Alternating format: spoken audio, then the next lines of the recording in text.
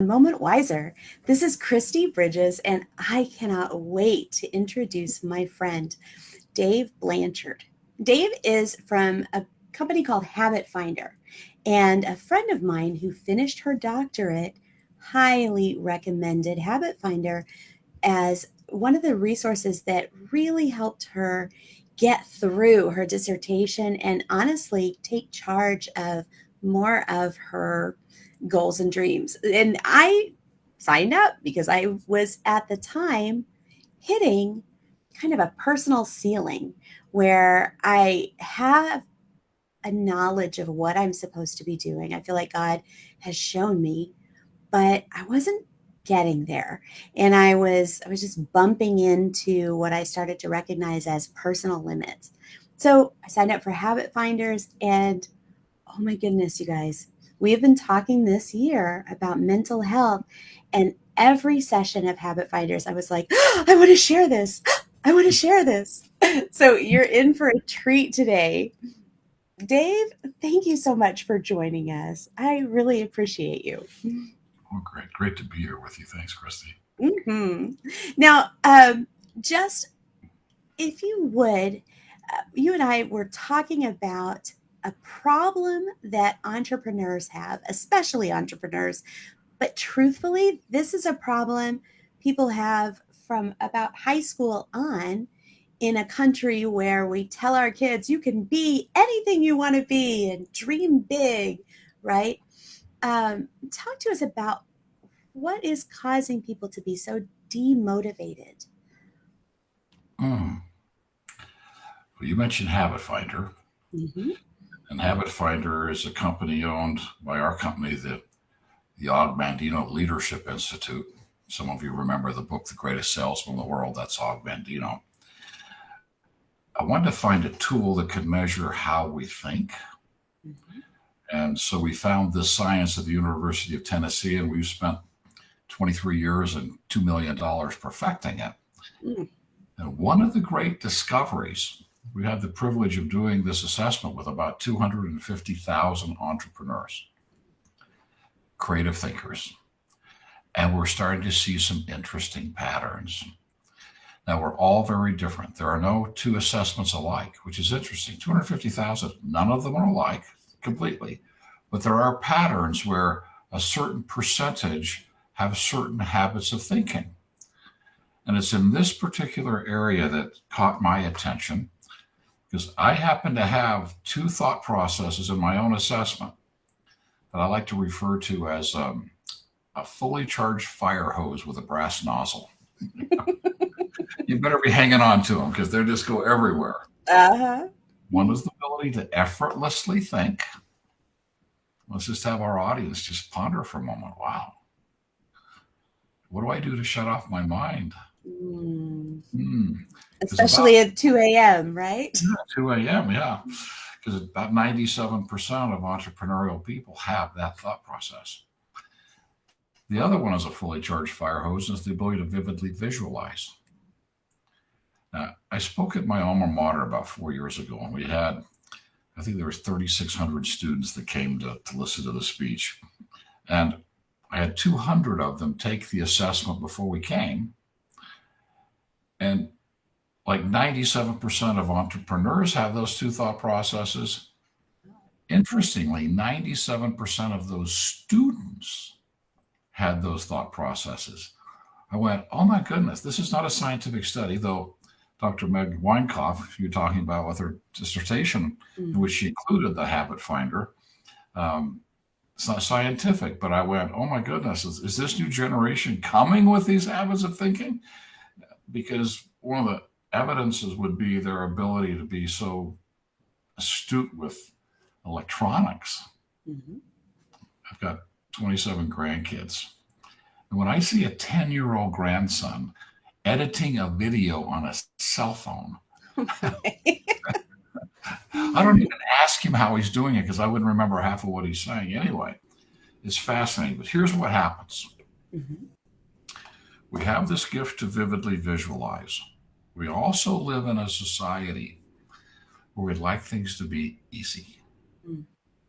You want an easy button. I mean, there's been commercials about easy buttons, right? Right. Can we just make it easier? And there's been a contingency within the self-improvement field that's been teaching that if you vividly visualize with enough intention, you can actually magically manifest something. And I add the magically because it is kind of It comes across that way. It the does. millionaire magic doctrine. Right. May I tell a quick story? Would that be okay? Yes, please. In my first book, Today I Begin a New Life, I tell a story about Bill. Bill went to one of these weekend seminars. He was encouraged to do a dream board, and I happen to believe in them, but not as daily destinations of my affirmations and vivid visualization as a target. That's where I'm going, not where I'm going to spend my time. But he went to one of those seminars where that's the only build it. You spend your time there vividly visualizing all of these things. And he's got the magazine, he's cut out the pictures, he's made the dream board, and he's leaning back in his easy chair. His 12-year-old son walks in from the garage. What are you doing, Dad? I'm visualizing a Ferrari. Are we getting a Ferrari? Kid looks in the garage to see if something's happened since he came out of there. Oh my goodness. There's an old car with a rusty bumper and a Dole for President, sticker on the bumper. What do you know about that? Come here, son. Let me show you. So he has his son sit next to him, and he takes him on a vivid visualization exercise where the son drives the Ferrari around the neighborhood, including waving to the 15-year-old cute girl that the son's got a crush on. Comes back and says, okay, now do you understand how to do? Does this really work? A little incredulous, right? The father says, absolutely. Okay, so son leaves. Well, the father finally gets done with his vivid visualization and walks by the living room window, and there's a lawnmower that's only made a half of a swipe in the tall grass and is parked. That is his only job on Saturday morning, is to mow the lawn. Where is that kid? Tries to find him, asks his wife where he is, doesn't know, daughter doesn't know. Finally goes down to his bedroom, walks into the boy's bedroom, and guess what he's doing? Vividly visualizing. What are you doing, son? I'm vividly visualizing. What are you visualizing? The lawn being mowed.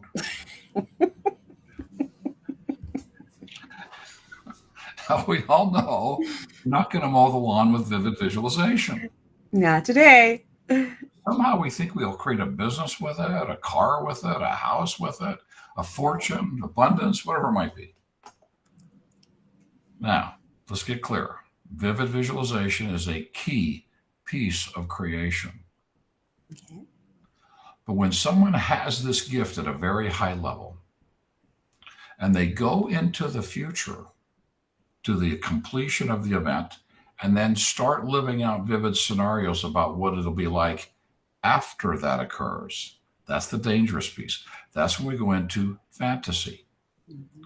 We start playing out those vivid visualizations.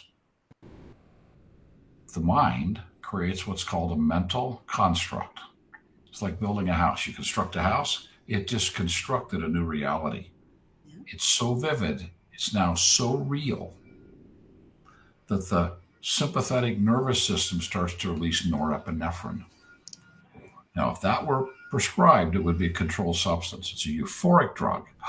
Makes us feel so good. We actually get addicted to it, by the way. That's part of the challenge with this whole thing. We love that feeling, that addiction. We go back and we play these things over and over and over again. Here's the challenge. The instant life shows up differently, the nature of this thought is called a systemic thought. All, nothing, right, wrong, win, lose, life, death. Just the opposite occurs. The sympathetic nervous system releases a chronic dose of cortisol. Cortisol is a stress hormone. It's designed to speed up metabolism, heal wounds, except for we're not being attacked. But because it's so vivid to the mind, this fantasy, the body is trying to protect it as if it is real and is being threatened. So the body goes into this autonomic reaction. Autonomic meaning more than automatic. You cannot stop it. You go there, this happens. This is guaranteed. You spend time in fantasy, this will happen. And someone in the audience may having that moment, oh my goodness, is that what I know this place. This is that Monday morning place. I've been there. Yeah. You hit with the cortisol. You just get that anxious feeling, kind of feeling. And it gets worse because it starts to activate our amygdala, our fight or flight or freeze center. And its job is to centralize all the energy in our brain into fight or flight, starting with our prefrontal cortex, which is the most energy-rich part of our brain, empathy, practical judgment, common sense. And we are rendered emotionally paralyzed. And for many, the only solution is to go back into fantasy. Get another norepinephrine hit and start the cycle all over again. I wrote today, I begin a new life because of this discovery. Yeah. Beautiful ability to vividly visualize. We'll want to visualize. We'll want to set goals. You okay if I keep going? Go for it. Go for it. Rocking her. I love it. We set a goal and we accomplish it.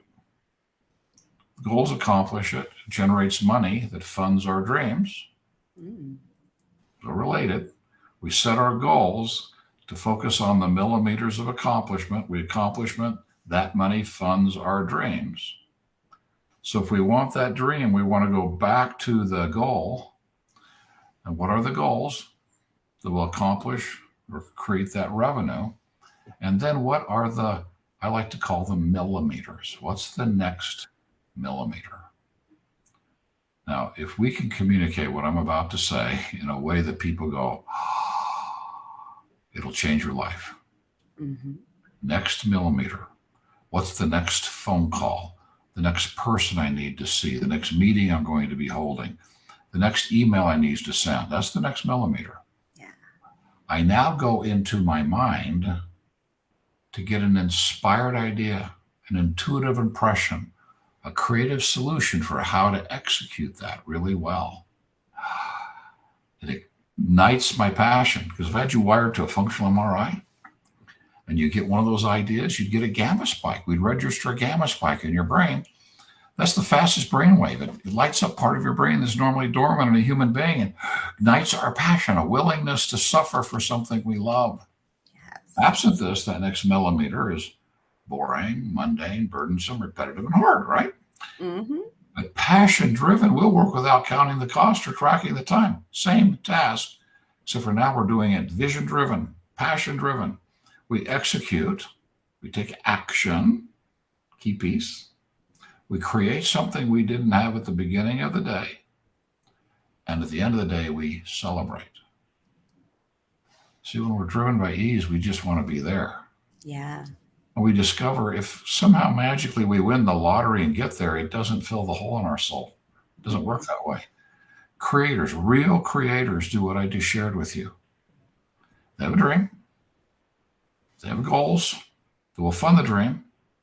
They focus on the next millimeter because they know if it takes $1 million, between 0 and $1 million is $1, $2, $3, $4. And if we get into this process of inspired idea about how to execute the millimeter, that means take action, create, then celebrate. A couple things start to happen. It's magical. That's what's magical. Two atheists called it being in alignment with the force that orders the planets. I like to call it God. Yeah. That would be the force. Partner with the force that created the heavens and the earth. That's not a bad partner, is it? No. You get an inspired idea, you execute on it, you create, and you celebrate. The celebration is gratitude for the inspired idea, the strength to take the action, what got created, And people start getting put on our path who can serve us and who we can serve. Doors start to open, things start to happen because we're now in alignment with the force that orders the planets. This is how creation occurs. And we speed creation up to its fastest possible pace. Mm. That's the magic. Otherwise, we're in fantasy, holding life hostage to an Mm. expectation. Etymologically, that word means concrete condition for happiness. Mm.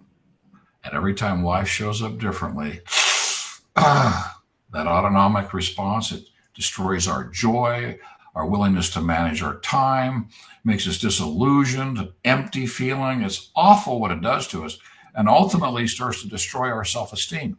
We start to question what's wrong with me. We question our ability, maybe our worth, maybe our character, the value of our contribution.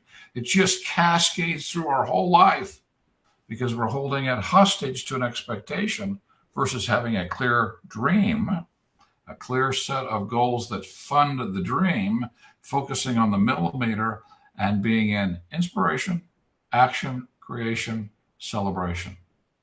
Intentional creators love the process. It's actually as fun as the outcome. It really is. It really is.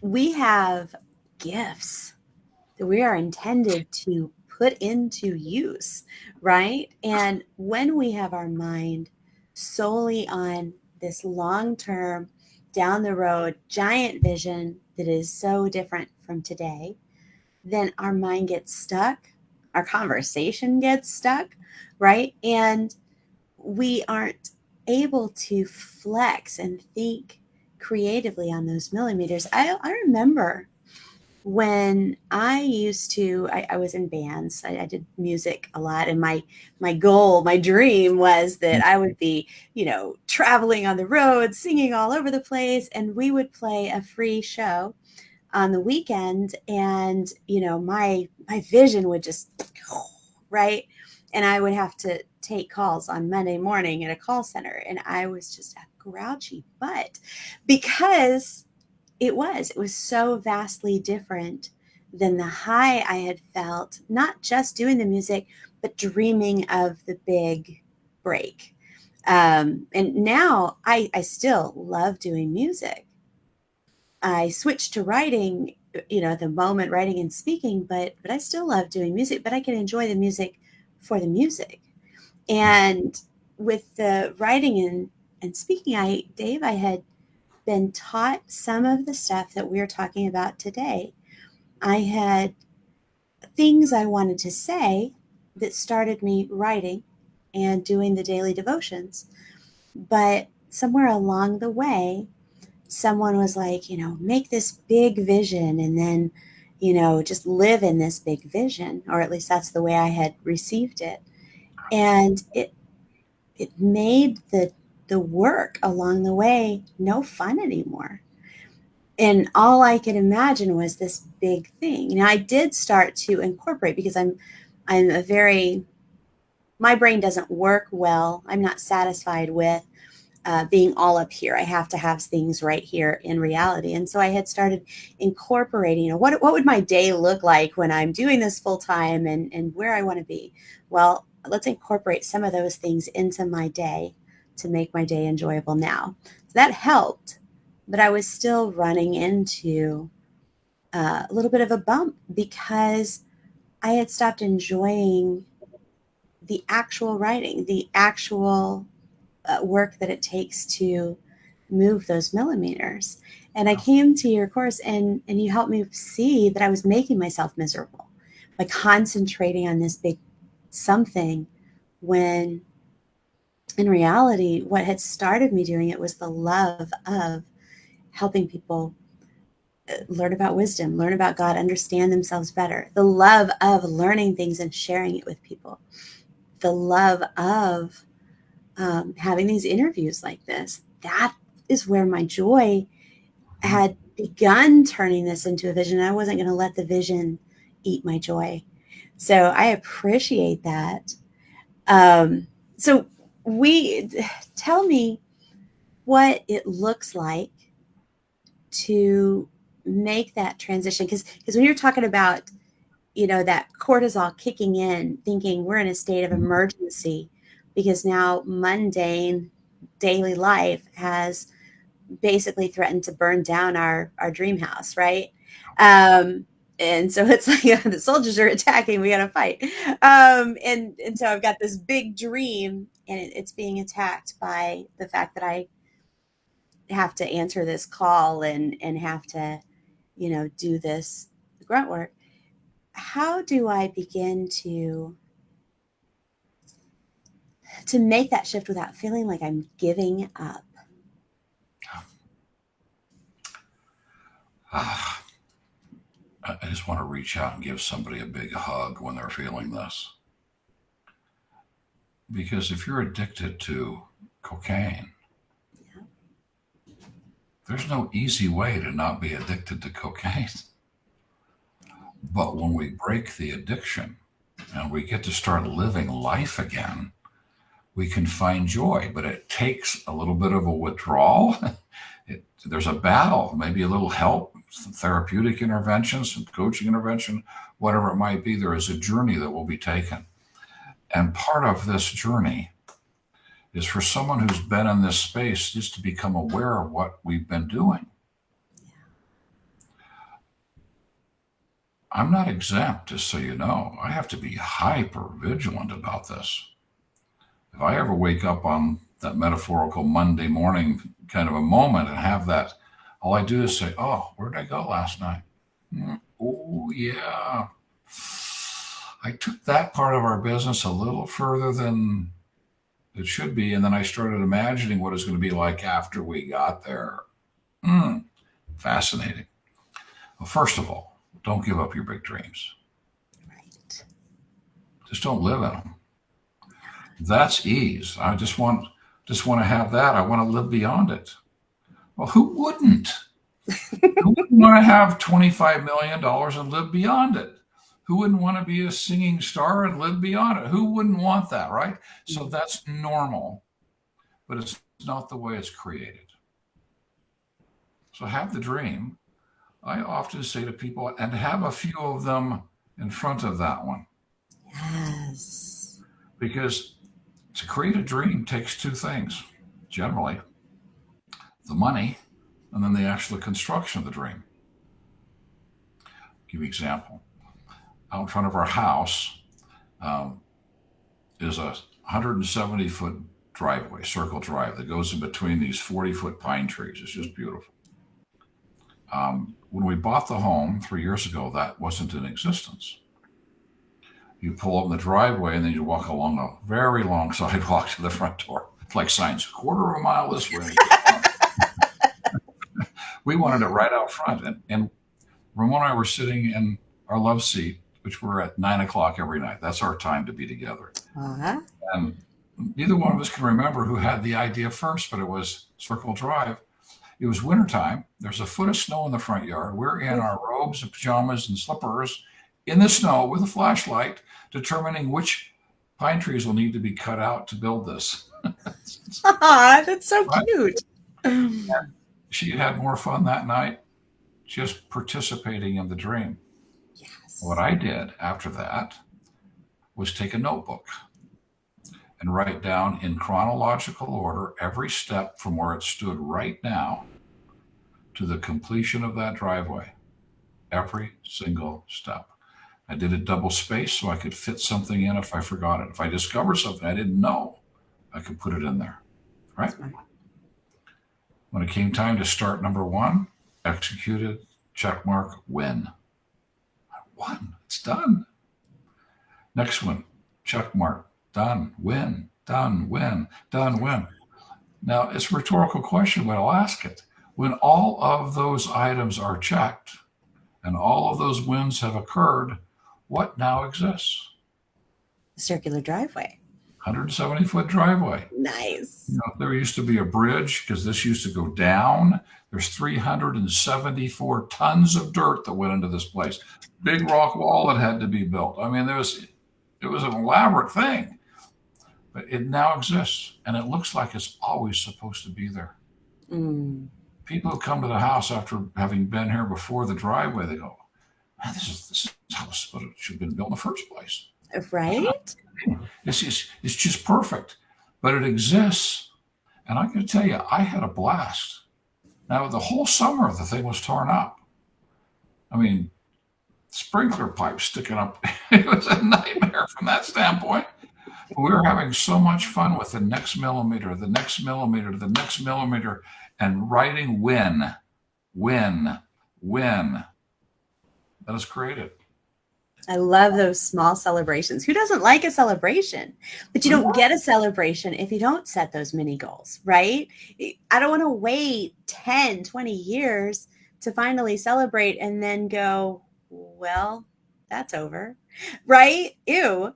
I want to be able to celebrate along the way and know what I'm doing next, and know what I'm doing next after I celebrate the next win, and know what I'm doing. I like having something to look forward to. And I love a good celebration. You know, you mentioned something that made me think of a proverb I was reading this morning. You built a circular driveway. You didn't go out and find a house with a circular driveway. You built a circular driveway in your place that looked like it belonged there. And sometimes we have dreams that we come up with that don't really align with what God has given us. And that can happen because we just don't know ourselves that well. We haven't had enough experience working and using our skills to know whether we'll like something. When I was a kid, I was in the first grade play at 5 years old, and I was going to grow up and be an actress. That was my dream from that point until, I don't know, the end of high school, and I fell in love and got married. But that whole time, I had to learn things about myself. And eventually I realized, when I was probably about 22, I thought, Lord, I do not want to spend the rest of my life repeating the same lines over and over every day, especially somebody else's lines. I want to do my thing, and so we have ideas, but until we try things, we don't always understand what we really will enjoy, what dream we really will get to. And there's a proverb that says, whoever works his land will have plenty of bread. He who follows worthless pursuits lacks sense. So if we just chase after things, not knowing what they're going to be like, not knowing if they're actually using what God has given us, then we'll just stay miserable and let down over and over again. But if we talk to God, Lord, show me what my gifts are. We take the assessments, Lord, show me what my thought patterns are. If we practice, right, we do work, sometimes we're going to find, this job is totally not me. This job isn't where I want to be, but it uses things that really light me up and get me inspired. And that is, if you are struggling with a continuous letdown because your fantasy just doesn't fit you, it's okay to say, this doesn't fit. And I'm going to start working so that I can build dreams that I will enjoy. Oh, that's so important. You just took me back to a speech that I gave to an organization of book writers, people writing books. They'd all come to a conference to talk about writing books. And scary to tell you what I said, but I got on the stage. I listened to all these speeches and hype and hopium and right colors and all. And I stood up and I said, "Hopium, that's cute." How many of you write 2 hours a day, every day, no matter what?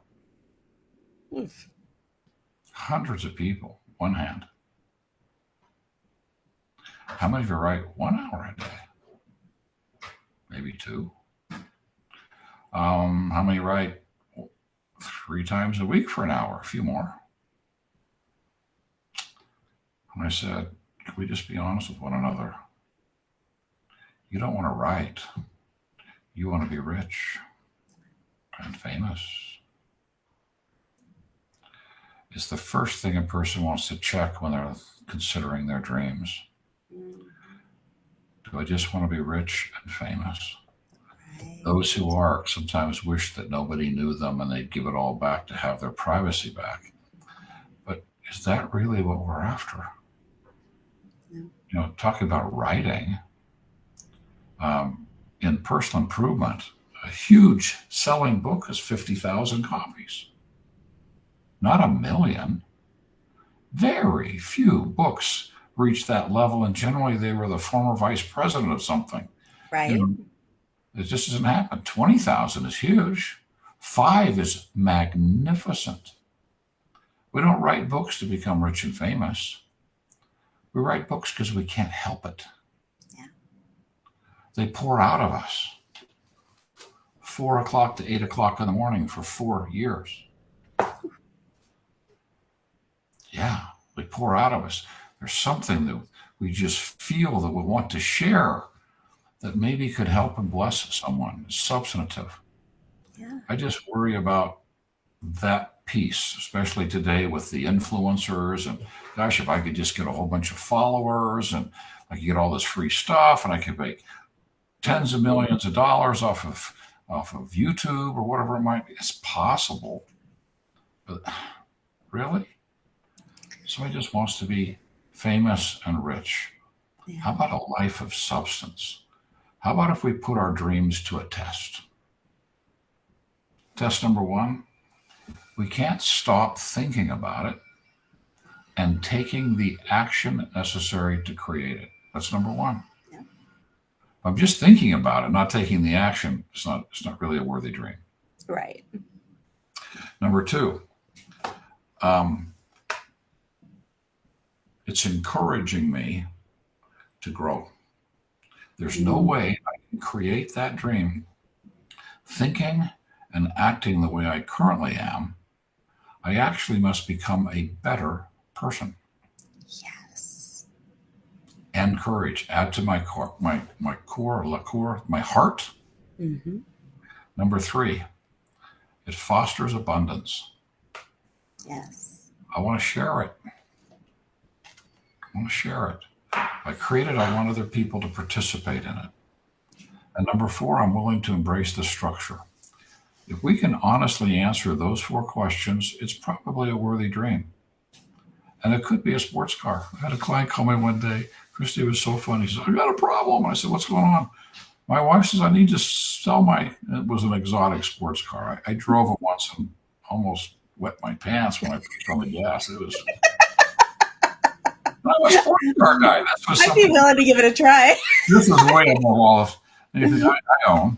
Anyway, she says, got to sell that. He says, I don't. I said, well, we'd coached before. I said, let's spend just a moment on this one. I said, tell me about this car. How do you use it? And he said, well, when I'm facing a problem at the office and I don't know the answer, he was CEO of a company. He said, I go down and get in that car and I go for a drive. And I drive until I come back with the answer. What are those answers worth? Sometimes millions of dollars. Interesting. Number 2, in terms of becoming a better person, he says, I sit in this car and I smell the leather. I look at the stitching, the engineering. It just reminds me that I want to be the very best version of me. Okay.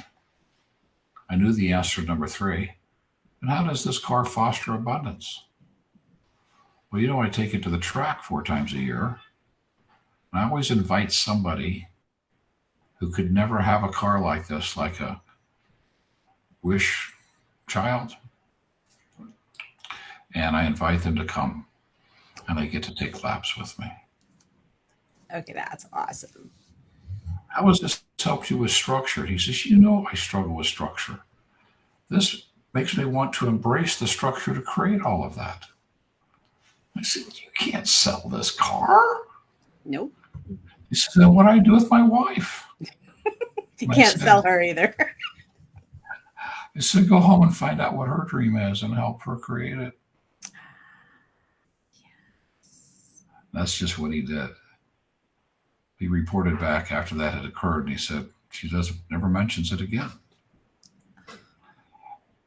It can be an exotic sports car. I have no judgment. Just make it a worthy dream. Mhm. And it's worthy of the effort. Worthy of the effort to set the goals to generate the revenue, and then the steps that are taken to actually create it. It takes both of those most of the time, because a lot of people who start in this journey don't have a lot. What we don't want to do is move into a $1 million house with $2,000 in our bank account. No. We want to be focusing on setting some goals and generating the revenue.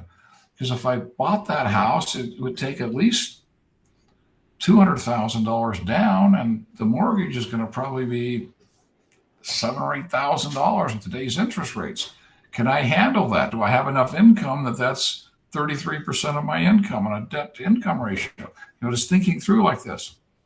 I'm thinking of an instance I wrote about in Today I Begin a New Life. It was really hard for someone to let go of the fantasy, and I actually let go of that one and have them start getting something a little bit more realistic to go for, so they weren't so discouraged by it not happening fast enough. I just want that. I just want that.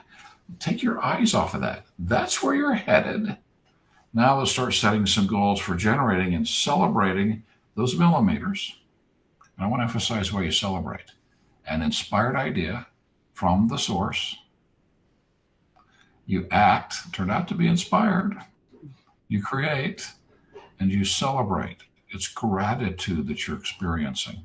That's the celebration. Thank you. Cool idea. And you can hear back. Way to take action. Mhm. God doesn't drive parked cars. We get back here, we start working on the millimeters, and I actually teach when I'm working with people on this topic how to create dreams with budgets. Instead of having this gigantic dream, have a few beforehand and say, I got a $700 budget, and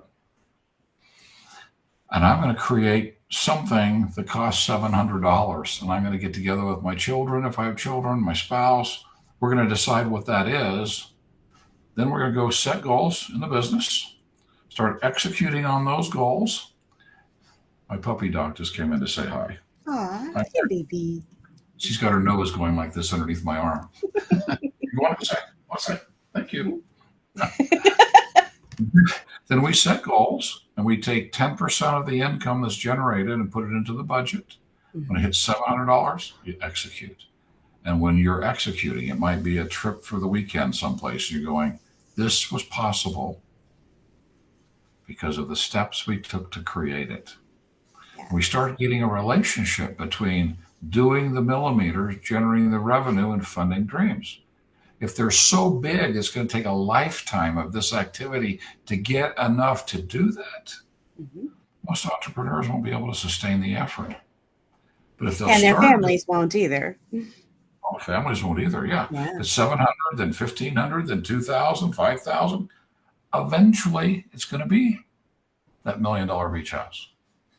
And it'll be a natural progression in their relationship between addressing the millimeters, accomplishing the goals, and funding the dreams. It'll be the next logical thing to do. Instead of something that here's a great risk. One last piece. Yeah. Debt. I got to tell you how fun it is to live without debt. Ah, yes. Yeah. And what happens is if it's too big, it's taking too long, and we're having some success, we'll try to figure out how to parlay that into leveraging our way into the dream prematurely. Ooh, ouch. You think about cars. Well, you lease the car and the payment's less. Well, actually, most people lease the car because they get to have a bigger car for the same monthly payment. Mm-hmm. That's true. They can justify with all the tax reasons in the world, but that's generally the reason why it happens. We're trying to leverage our way into our fantasy prematurely, and people end up in they never get out of a financial prison. They're living to pay their monthly nut. They never get to experience financial freedom, where you pay your monthly nut out of excess and you're investing. And then those who finally reach financial independence where their investments pay their monthly expenses and they're totally available to free to serve. So we don't want to, in this dream process, have it so big that we're tempted to prematurely go into debt to create it. Or fritter it away on little expenses because you've been dedicating so much time to something that your spouse says, we need a vacation, but you haven't saved. And now all of a sudden you're frittering away what you did put aside. So Cards and debt. Oh, it's crazy. prison. So tell me, in this savings process, because I can't leave this point without making sure people hear this, do you believe that along the way you should be tithing? I actually think about it in a concept I call enough. Yeah. If you can, when you begin the journey, decide before you begin what your enough is. What's a big enough house? What's a nice enough car? What's a nice enough vacation? Find your enough. And you start by setting aside 10% in a tithe. That's what tithe means, 10%. Right. And you live on the 90. You live on the 90. There's something about this particular principle. It's just true that when we put that 10% on the water, if you will, the bread on the water, and it can go to a church, it can go to a nonprofit organization, something that leaves people better than you found them. Yes. This is money you give. And then people say to me, Dave, I haven't got enough to give. I go, well, then you never will. Nope. Because your needs will always exceed your wants, I should say, will always exceed your ability to pay. So you want to, no matter where you are, get into a role where 10% goes into a tithe and you live on the 90%. Now, as your income increases, you're working toward your enough, right? Yeah. And enough might be a certain amount of money in the bank with a certain amount of interest rate that it's earning, stock portfolio, real estate. It could be that. Education funds for the children, whatever it might be. And you get to that point where you have everything you want. Now, any dime that's made above that can go over into the giving side. That's when life gets interesting. Ooh, that sounds fun. Because the joy that comes from this, is just unspeakable. Yes. It's the clients who called me Christmas time, and they said, "We're not calling you to brag about this. We just had so much joy, I want to share it with you." And I said, "Please do." They were at their children's community play for Christmas, and they were just blown away by how cool it turned out. In the intermission, she turns to her husband and said, "Do we have anything left in our giving fund?" His response was, "I was thinking the same thing." So the next day they called the director and said, "We were at the play yesterday. So impressed by what you're doing. We just want to let you know that we are sending you a check today for $10,000. Nice. They said she couldn't speak. They could hear the tears, the crying. Aww. And when she finally could eke out some words, she said, "You have no idea. You have no idea. I can tell you that that moment in time will sit on their hearts for the rest of their lives." Yes. I know my experiences do. I won't share them. But it's really precious. It is. There's that moment that you absolutely impacted a life of someone really deserving. You weren't enabling. You were really lifting and building and encouraging someone. And you could do it because you decided you have enough and you put more over here. Imagine getting to a point where it's 75-25, and now you're not focusing on the next big car, you're focusing on the next life you could change because you're getting more joy out of the giving than you are out of the getting. That's when life becomes really rich. Dave, you have hit on a major mind shift that is the key to joy. And I know that you teach this in Habit Finder from the very beginning. And the mind shift is living to give value, not living to, find that time when you have everything you want and you can just check out. But living to give value every day. If you have nothing in the bank and $6,000 on the credit card and you're working your way out of that, you can still spend a little time every day going, God, we're doing this day together. Who are we going to bring value to? How are we going to bring value? And even in that day, when you are so far from your dream, you can end the day with joy. You can have gratitude and feel like you are king of the world because you gave out of the goodness that God has given you, whether it's your skills, whether it's your work, whether it's just a phone call that lifted somebody up. And a phone call where we listen, oh my goodness, let's try listening instead of talking, right? And when you live every day from a perspective of how can I bring value today? God, what are you doing? How can I join you? Dad, I want to go work with you, right? When we do that every day, then I truly believe God likes to bless people who will share his blessings. I absolutely believe that. And he likes to bless us when we trust him with our little, right? Jesus specifically talked about being able to trust someone with little and giving them more. And,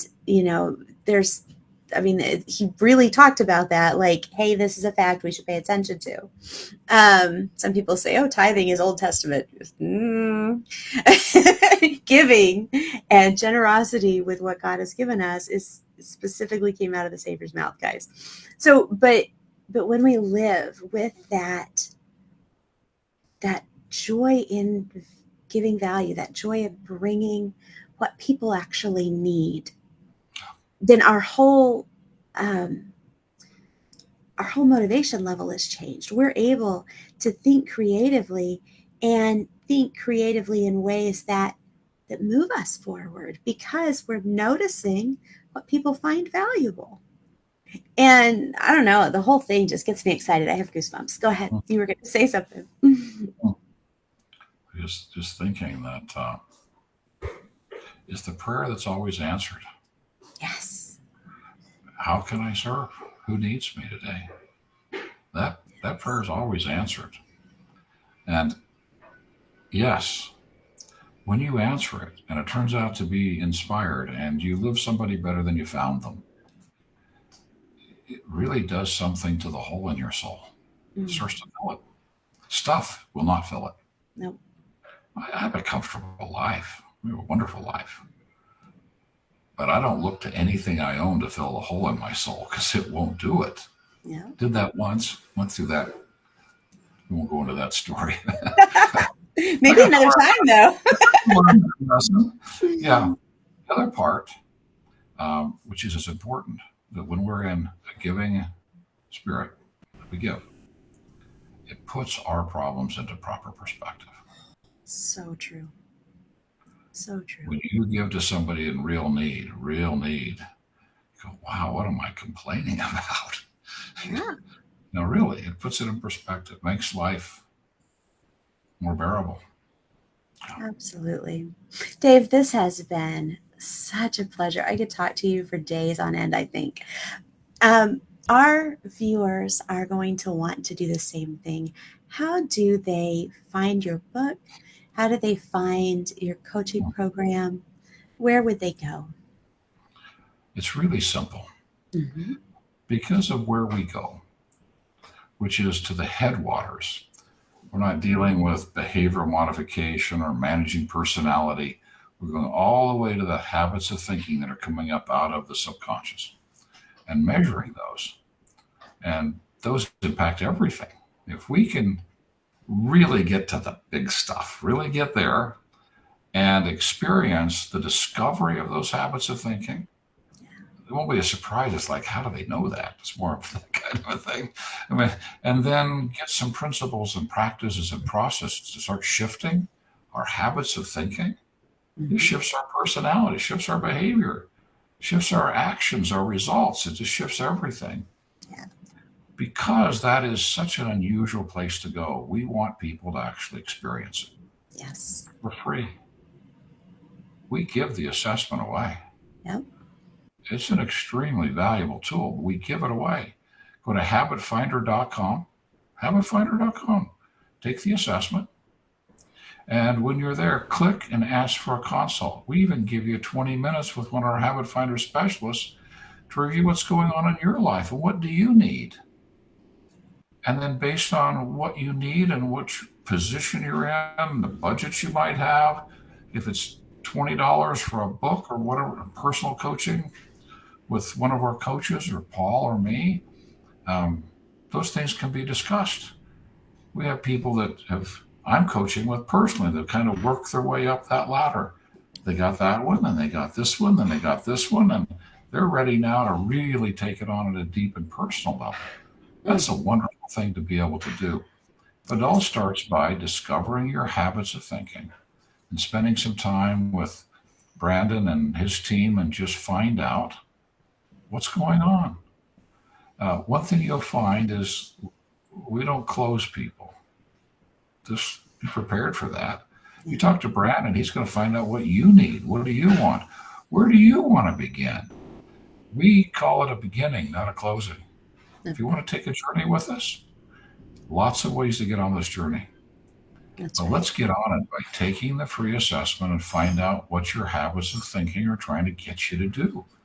Now, I was a prepare little you. surprised with mine, but it was a useful surprise. Well, there, and can I suggest maybe the greatest surprise or the gift you didn't know you had? Uh, oh my goodness, I haven't been using that one. Yeah, you've been procrastinating. No, Right. noise keeps you from doing it. But let's just take a moment on that. I work Mhm. better under pressure. Yeah. It takes pressure to shut off some of this noise to Yeah. access my genius. Let me show you how to live in your genius. It's a whole lot more exciting It than is. meeting a deadline or pressure to get you there and then being surprised by how incredible it is. Right? Yeah. Let's go take the assessment. Habitfinder.com. Click on the, yeah, I want to consult, and they'll schedule one for you and we'll see where things are for you. That's And if you right. want to start a journey with us, we'd love to have you on the journey with us. If you're not ready for that journey, that's okay too. Absolutely. Yeah, Well, Dave, thank you so much for being with us today. my pleasure. Everybody, if you are watching this video and you know somebody who needs this, I guarantee you do. Um, we're not here to sell you habit finders. Like you said, it's a free assessment, but we're here because I learned some truths in this program that I wanted Dave to share with you today. And he was kind enough to do that. So the goal here is not a sales pitch. Share this with people you think it will help. I am tired of this demotivating, um, fantasizing, right? We want to see people really use the creativity God's given them. God bless you. Thank you. Thank you. See you soon, Christy. Bye bye.